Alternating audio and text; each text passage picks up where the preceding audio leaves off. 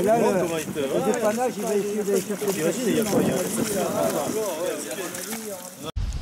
Alors depuis vendredi, le département est en alerte orange. Il y a une cellule de crise qui a été ouverte à la mairie de Tarbes. On le voit derrière vous. Les inondations ont frappé la ville. Oui, d'abord je voudrais remercier tous nos services qui ont passé la nuit. Christian Dorouzès et ses équipes étaient sur le pied de guerre toute la nuit, ont sécurisé les espaces envahis par les eaux pour éviter que des voitures ne s'y engagent.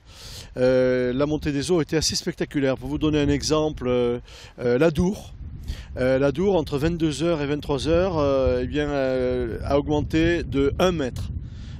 J'étais au match de basket hier soir, et, les voitures étaient garées sur le parking sans problème.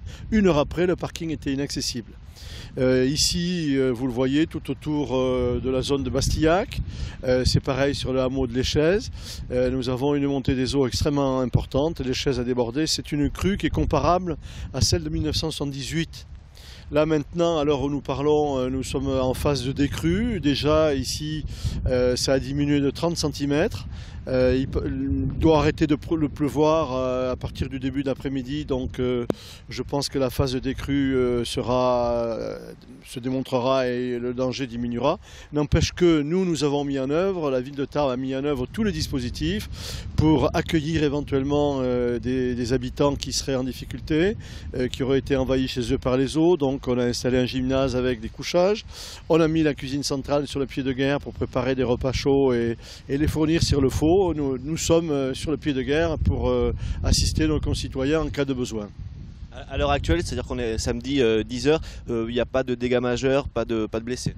Non, pour l'instant, il n'y a pas de blessés. Il y a quelques dégâts sur certains bâtiments, peut-être un peu autour du STAPS et de la maison de l'escrime et du télésite. Nous verrons ça tout à l'heure, puisque la décrue déjà est de l'ordre de 30 cm.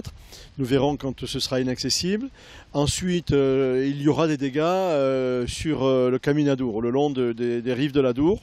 Et pour une bonne et simple raison, d'abord, bien sûr, la montée des eaux, 1 mètre, c'est énorme, mais c'est surtout la puissance de l'écoulement de la Dour qui est extrêmement préoccupante. Et nous avions avant une retenue à Sousse qui a été emportée l'année dernière et qui n'a pas été reconstruite. Et aujourd'hui, on en voit les effets. C'est l'importance et la puissance de la Dour qui est extrêmement préoccupante.